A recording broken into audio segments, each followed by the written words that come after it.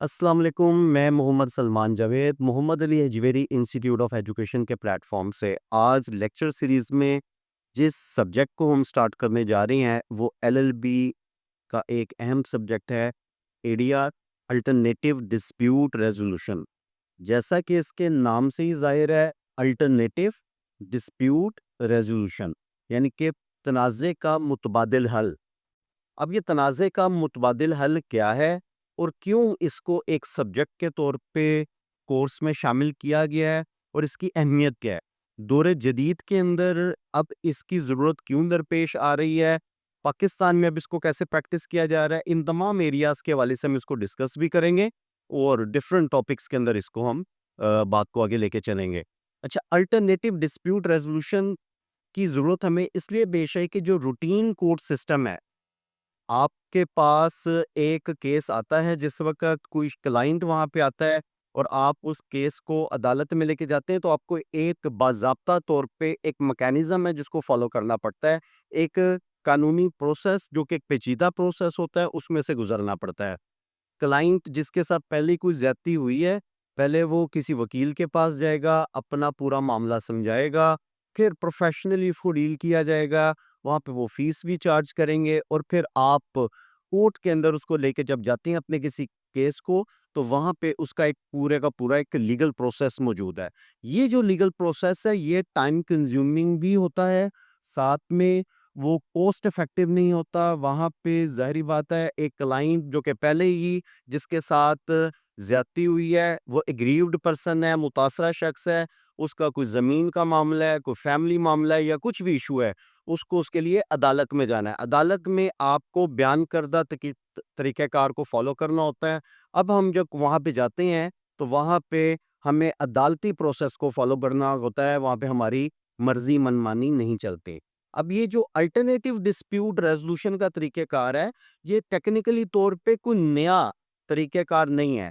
آپ کے آج بھی جو دیہی علاقے ہیں یا بہت سارے ایسے ایریاز، اگر آپ اس کو ڈیل کریں فیملی خاندان کے حوالے سے بھی، تو آج بھی وہاں پہ کلچر پایا جاتا ہے خاندانوں میں کہ جہاں پہ گھر کا کوئی بڑا بوڑھا اگر موجود ہو، وہ پیدا ہونے والے تنازع کو گھر کی سطح پہ حل کرنے کی کیپیسٹی میں ہوتا ہے اور باقی لوگ اس کی بات کو مان لیتے ہیں۔ محلے کی سطح پہ چلے جائیں، علاقے کی سطح پہ چلے جائیں، تو وہاں پہ بھی ناظم سسٹم بھی ہے، وہاں پہ چیئرمین سسٹم بھی ہے، اسی طریقے سے ایم پی ایم این ایز بھی اپنے ڈیروں کے اوپر بیٹھ کے لوگوں کے مسائل سن کے اس کو حل کرتے ہیں۔ دیہاتوں میں چلے جائیں تو پنچایتی نظام بھی ہے، وہاں پہ بھی آج بھی لوگ پنچایت سسٹم پہ یقین رکھتے ہیں۔ اسی طریقے سے آپ قبائلی علاقوں میں چلے جائیں تو وہاں پہ جرگہ سسٹم آپ کو نظر آتا ہے۔ ٹیکنیکلی طور پہ یہ جو سب لوگ کام کر رہے ہیں، یہ کیا کر رہے ہیں؟ یہ متبادل طور پہ ایک مسئلے کا حل تلاش کر رہے ہیں۔ وہ لوگ جو عدالت کا دروازہ کھٹکھٹانا نہیں چاہتے، عدالتی پروسیس میں نہیں جانا چاہتے، وہ اس طریقہ کار کو اڈاپٹ کر کے متبادل تنازع کا حل تلاش کرنے کی کوشش کرتے ہیں، اور بہت سارے لوگ ان مسائل پہ حل بھی پا لیتے ہیں۔ اب اس تناظر میں اس سبجیکٹ کو ہم پڑھنے کی کوشش کریں گے۔ آج اب ہم جس ٹاپک کو سٹارٹ کرنے جا رہے ہیں وہ ہے describe the role of mediator in alternative dispute resolution proceeding, additionally analyse the challenges faced in implementation mediation practices in Pakistan. تو سب سے پہلے ہمیں میڈیٹر کو سمجھنا ہے کہ میڈیٹر کون ہے، متبادل تنازع کے حل کے اندر جو کارروائی میں اپنا رول پلے کرتا ہے، اور ساتھ میں پاکستان کے حوالے سے اگر ہم بالخصوص بات کر رہے ہیں تو اس کی میڈیشن کی امپلیمنٹیشن میں کیا پرابلم ہمیں درپیش آ رہی ہے۔ اب میڈیٹر کون ہے؟ میڈیٹر نام سے ظاہر ہے کہ ایک تھرڈ پرسن ہے۔ وہ تھرڈ پرسن کون؟ جو ڈسپیوٹنگ پارٹیز کے درمیان پرابلم کو سارٹ آؤٹ کروانے کی کوشش کرتا ہے۔ یہ میڈیٹر بیسیکلی آپ کے کوئی بھی اگر کوئی پرابلم آ گئی ہے، وہ لیگل کیوری ہے یا اس کے علاوہ کوئی اور ایشو ہے، مسائل کہاں پہ آتے ہیں؟ مارکیٹس کے اندر جب کوئی اگر تنازع آ جائے سیلر اور بائر کے درمیان، دکانداروں کے مابین، تو مارکیٹ کے اندر کمیٹیاں بھی بنی ہوتی ہیں، وہاں پہ ان کے صدر سیکرٹریز بھی ہوتے ہیں، وہ بھی میڈیٹر کا رول پلے کر دیتے ہیں۔ اسی طریقے سے اور بہت سارے ایسے ایریاز ہیں جہاں پہ میڈیٹر اپنا رول پلے کرتا ہے، جہاں پہ پارٹیز اپنی مرضی سے بھی کسی تھرڈ پرسن کو چوز کرتی ہیں جس کو وہ معتبر سمجھتے ہیں یا یہ سمجھتے ہیں کہ ہمارے اس مسئلے کو یہ بہتر انداز میں حل کر سکتے ہیں۔ جو مسائل ہیں وہ بیسیکلی ٹیکنیکلی طور پہ ویری کر رہے ہوتے ہیں. مسائل جو کمیونٹی جس کے درمیان وہ ایشو آیا ہے وہ بہتر طور پہ سمجھتے ہیں. اگر کوئی ایسی مارکیٹ جہاں پہ کوئی کپڑے کی مارکیٹ ہے, تاجر برادری بیٹھی بھی ہے, ان کے ڈسپیوٹ کی نیچر کچھ اور ہوگی. اگر کوئی الیکٹرانکس مارکیٹ ہے, وہاں پہ اس کی نیچر کیٹیگری اور ہوگی. اگر کوئی ایجوکیشنل انسٹیٹیوٹ ہے اور جہاں پہ اور طرح کا کام ہے, وہاں پہ اور معاملہ ہوگا. جو ریلیونٹ فیلڈ کا پرسن ہوتا ہے وہ اپنی کمیونٹی کے اندر رہتے ہوئے مسئلے کا حل بہتر طور پہ تلاش کر سکتا ہے. اس کے لیے فریقین جن کے مابین تنازع ہوتا ہے ان کو آپشن دی جاتی ہے کہ وہ کوئی میڈیٹر کو چوز کر لیں جس پہ ان کو یقین ہو, وہ اس کو حل کر سکتے ہیں. میں اگر اس کو تھوڑا سا انٹروڈیوس آپ کو کرواؤں, mediation is one of the most widely used form of alternative dispute resolution where a neutral third party known as mediator help disputing parties reach a mutually agreeable solution without resorting to litigation. کہ جہاں mediator یا meditation ایک ایسی term ہے جہاں پہ تو neutral third party جس کو آپ میڈیٹر کا نام دیتے ہیں وہ پارٹیز باہمی رضامندی کے ساتھ اس کو چوز کر لیتے ہیں تاکہ ان کے درمیان اگر کوئی تنازع ہے وہ اس کو مابین فریقین حل کروا سکے. تو فیسیلیٹیٹر اگر ہم اس کو مزید آگے لے کے چلیں تو فیسیلیٹیٹر آف کمیونیکیشن سے کیا مراد ہے؟ دا mediators primarily responsible to facilitate communication between the parties. تو مابین فریقین میڈیٹر کا جو بنیادی کام ہے وہ ان کے درمیان ایک ایسا پلیٹ فارم مہیا کرنا ہے جس میں وہ اسموتھلی بیٹھ کے اپنے ڈسپیوٹ کو حل کر سکیں. Conflict arising due to miscommunication اور lack of understanding between the parties. اور بیسیکلی یہ کہاں سے ہوا ہے تنازع اجاگر مابین فریقین کہ مس انڈرسٹینڈنگ کریٹ ہو گئی ہے. تو اس نے ایک ایسا انوائرمنٹ پرووائڈ کرنا ہے بیسیکلی اور ایسا ماحول ان کو دینا ہے جس کے اندر وہ اس کو سن سکے. مثال کے طور پہ اگر ہم اس کو اگر ایک ایگزامپل کے طور پہ لیں, in a family dispute regarding inheritance, mediator ensure that each family member has the opportunity to speak and be heard, allowing them to express emotions, expectations and concern which might otherwise be blocked due to ongoing emotional tensions. اب اس مثال کے اندر اگر ایک family dispute مابین فریقین کوئی پایا جاتا ہے تو فیملی ڈسپیوٹس کے اندر جو ٹینشنز ہوتی ہیں وہ بہت ہائی ہوتی ہیں, ایموشنز اور ایکسپیکٹیشنز بہت ہائی ہوتی ہیں. وہاں پہ اگر کوئی ایسا شخص, کوئی بزرگ, کوئی بڑا شخص جو کہ تحمل مزاجی کے ساتھ, بردباری کے ساتھ ان فریقین کی گفتگو جو آپس میں جھگڑ پڑے ہیں, ایک دوسرے کا منہ دیکھنے کو تیار نہیں ہے, بات کرنے کو تیار نہیں ہے اور اگریشن بھی پایا جاتا ہے, اب کوئی ایک ایسا شخص چاہیے جو کنسولنگ کر سکے, جو ان کے درمیان پیچ اپ کروانے کے لیے دونوں کی بات کو پہلے تحمل مزاجی سے سنے اور پھر اپنی کوئی رائے قائم کرے. تو لہٰذا یہ بھی ایک ہوتا ہے neutral and impartial third party. یہ ایک بڑا ایک اہم معاملہ ہوتا ہے کہ جو میڈیٹر اپوائنٹ ہو رہا ہے وہ ایک نیوٹرل اور امپارشل تھرڈ پارٹی کو مابین فریقین جن میں تنازع پایا جاتا ہے وہ قطعی طور پہ ایک ایسے شخص کو میڈیٹر کے طور پہ قبول نہیں کریں گے جو کہ باعث تو فیورٹزم رکھتا ہو, کسی کی طرف جانبداری ہو اس کی. لہٰذا ایک ایسا شخص میڈیٹر ہو سکتا ہے جو کسی کی سائیڈ نہ لے رہا ہو, پری ججمنٹل نہ ہو, پہلے سے فیصلہ نہ رکھتا ہو, پھر ہی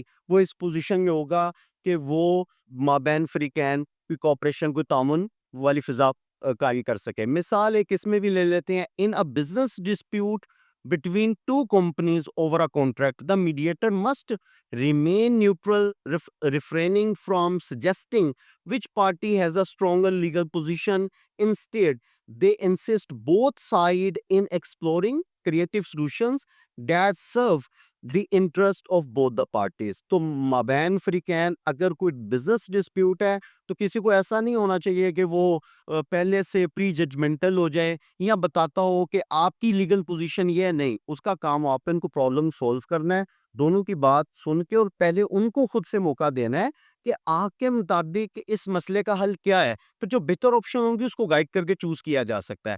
problem solving and solution generation.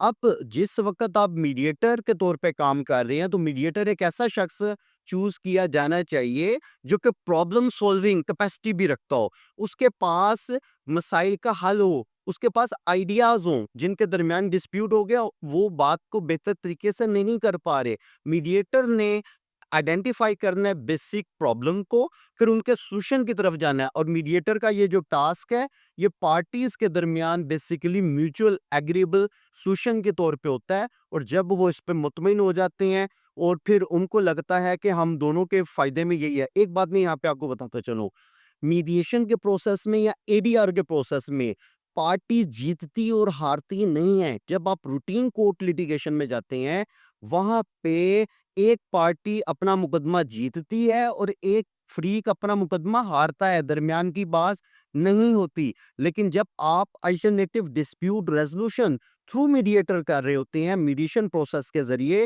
تو آپ کو اس بات کا پتہ ہونا چاہیے دونوں فریقین کے میوچل انٹرسٹ ہوتے ہیں, دونوں کے درمیان ایسی صورتحال ہوتی ہے کہ آپ جب ان کے درمیان ایگریبل پوزیشن میں لے کے جا رہے ہیں تو انہیں لگتا ہے ہماری ون ون پوزیشن ہے, دونوں کو ہی لگتا ہے کہ یہ جو فیصلہ ہوا ہے ہمارے حق میں بہتر ہے. اگر میڈیٹر بھی یہی کام کرے کہ بھئی تم ٹھیک ہو اور تم غلط ہو تو میڈیشن کامیاب نہیں ہو سکتی. وہاں پہ ایسی سولوشن کریٹ کرنی ہے کہ جہاں پہ دونوں فریقین کو لگ رہا ہو کہ ہاں ہمارے درمیان بہتر یہ رائے قائم ہو گئی اور امانگی پیدا ہو گئی ہے. پھر managing emotions and tension, mediator کا ایک اہم کام میڈیشن پروسیس میں یہ بھی ہے کہ اس نے ٹینشنز کو اور ایموشنز کو کنٹرول کرنا ہے. اگر کوئی ہائی سٹریس سچویشن پائی جا رہی ہے اور وہاں پہ میڈیٹر نے اس کو بیلنسڈ کرنا ہے, بیلنسڈ انوائرمنٹ بھی پرووائڈ کرنا ہے اور کریٹ بھی کرنا ہے. اگر ہائپر ٹینشن کریٹ ہو رہی ہے, ڈائلوگز بہت ہائی لیول پہ ہو رہے ہیں, تو وہاں پہ اس نے کوشش کرنی ہے ان کو کول کام انوائرمنٹ میں لانے کی, اور پھر وہ بہتر طریقے سے کسی معاملے پہ پہنچ سکیں گے. تو ان martial dispute, the mediator would help the couple focus on resolving the issues rather than allowing the conversation to devolve into a heated argument. اگر فریقین جو کپل ہیں ان کے درمیان اگر ہیٹڈ آرگومنٹ ہو گئے, اگر وہ ان باتوں کے اوپر وہ جلدی پہ تیل چھڑکنے کا کام ہو جائے گا, وہاں پہ ہائپر ٹینشن اگر کریٹ ہوئی بھی ہے, انوائرمنٹ کو کول اینڈ کام کریٹ کرنا, جس میں بعض اوقات وہ سیپریٹ نیگوسیشن پروسیس میں بھی چلے جاتے ہیں اور پھر دونوں فریقین کو دوبارہ بلا کے بٹھا کے حل کرنے کی کوشش کی جا رہی ہوتی ہے.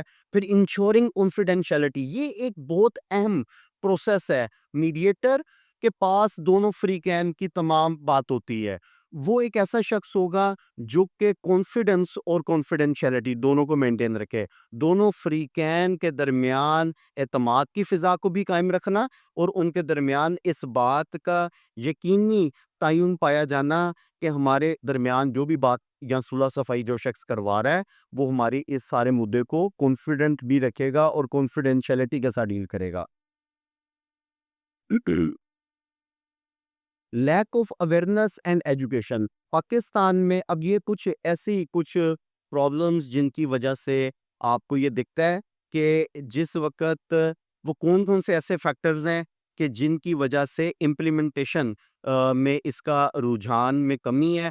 میڈیشن پروسیس میں پوری دنیا کے اندر بڑا افیکٹولی کر رہا ہے, پاکستان میں تھوڑا سا اس میں اس لیے کمی ہے کہ لوگوں میں اے ڈی آر میکینزم کی بیسیکلی اویئرنیس بھی اتنی نہیں ہے. حالانکہ ہمارے آباء و اجداد پرے پنچایت سے فیصلے کرتے آئے ہیں, جس کو ہم پرے پنچایت بولتے ہیں, یا ہم یہ کہتے ہیں کہ بڑے بوڑھے بیٹھ کے فیصلہ کریں تو میڈیشن پروسیس ہی کر رہے ہوتے ہیں.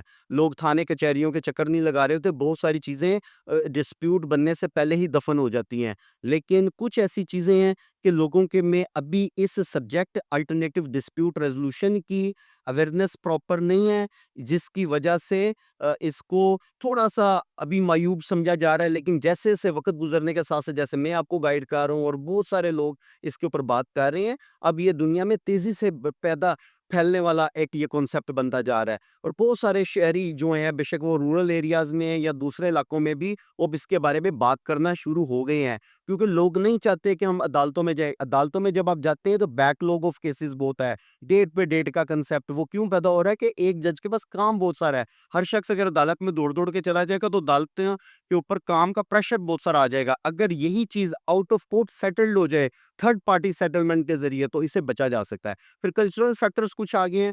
Pakistani society tends to rely heavily on traditional methods of resolving dispute such as local jirgas, tribal councils and panchayat village councils, which can sometimes be biased or ineffective. These traditional practice often overshadow formal mediation process. یہ ایک بڑا ایک اہم issue ہے کہ پاکستان کے اندر panchayat جرگا system بے شک موجود ہے، لیکن وہاں پہ لوگوں کا گریونس یہ ہے کہ جو پنڈ کا چودھری ہے یا جو وہاں پہ شخص جرگا کو لے کے چل رہا ہے، پنچایت کو لے کے ہیڈ کر رہا ہے، وہ بائیسڈ ہے. وہ کہیں نہ کہیں اس کا فیورٹزم ہے. وہ وہاں پہ علاقے کے اندر اس نے طے کیا ہوا ہے کہ میں یہاں پہ اتھارٹی میں ہوں، لوگوں نے جانا پہلے اس کے پاس ہی ہے، اور وہ پہلے سے ڈیسائیڈ کر کے بیٹھا ہوتا ہے کہ میں نے کس کی سائڈ لینی ہے اور کس کی سائڈ نہیں لینی. تو اس طرح ماڑا بندہ جو ہے یا غریب انسان بیچارہ وہ مجبور ہو جاتا ہے، اور اس وجہ سے بھی ابھی تک اے ڈی آر پہ لوگوں کا انٹرسٹ کم ہو رہا ہے. Judicial backlog and institutional resistance. ایک اور جوڈیشل بیک لا، جو عدالت ہے، عدالت کام کے نیچے آئی ہوئی ہے. وہ ایک ایک جج کے پاس اتنے کیسز ہیں کہ وہ کس طریقے سے 100 150 200 کیسوں کو احسن طریقے سے سر انجام دے سکے گا. اس کی وجہ سے انسٹیٹیوشنل ریزسٹنس بھی پائی جاتی ہے کورٹ سسٹم کے حوالے سے، اور اس کی وجہ سے بھی یہاں پہ پرابلم آ رہی ہے. اور Pakistani court system suffer from several backlog of cases leading to long delays in litigation. While the judiciary has made some efforts to promote ADR, including mediation, the institutional resistance to encumbrance these methods remains strong. Judges may be skeptical of mediation or lack proper training to facilitate it effectively. اب عدالتیں ہماری کوشش کر رہی ہیں کہ ہم اے D are concept کو لے کے آئیں، سب لوگ عدالت میں نہ آئے، پہلے ایک ایسا فورم بنا دیا جائے اگر ایون عدالت میں بھی کوئی آ گئے وہ ڈسپیوٹ اس نیچر کا ہے کہ جس میں کوئی ہیویلی ایویڈنس کا کنسیپٹ نہیں ہے اور بہت کوئی پیچیدہ معاملہ نہیں ہے. وہ کہتے ہیں کہ ٹھیک ہے اس کو اگر اے ڈی آر میں بھجوایا جا سکتا ہے، وہاں پہ بھی ججز بیٹھے ہوئے ہیں اور وہ اس معاملے کو سارٹ آؤٹ کرنے کی کوشش کرتے ہیں. اور اسی طریقے سے لیک آف کوالیفائڈ میڈیٹرز، یہ بھی ایک ایشو ہے جس کی وجہ سے پروفیشنل ٹرین میڈیٹرز کی کمی ہے جی پاکستان میں. بہت سارے ایسے انڈیویجولز ہیں جو کہ اے ڈی آر پروسیس کو ایڈیکویٹلی اس لیے فالو نہیں کر پا رہے کہ وہ کہہ رہے ہیں کہ ہمارے پاس ٹرینڈ میڈیٹرز موجود نہیں ہیں جو کہ نیگوسیشن میڈیشن ٹیکنیکس کو جانتے ہوں پراپرلی اور اپنی ایکسپرٹائز کو یوٹیلائز کر کے افیکٹو پروسیس کو لے کے چل سکتے ہوں. تو یہ بھی ایک ریزن ہے. پاور امبیلنس اینڈ کارجن، یہ ایک بہت بڑا ایشو ہے اس کی امپلیمنٹیشن میں کہ پاور امبیلنس ہے. جو طاقت کا توازن ہونا چاہیے وہ امبیلنس ہوا ہوا ہے اور جبر کا ایلیمنٹ بھی ہے.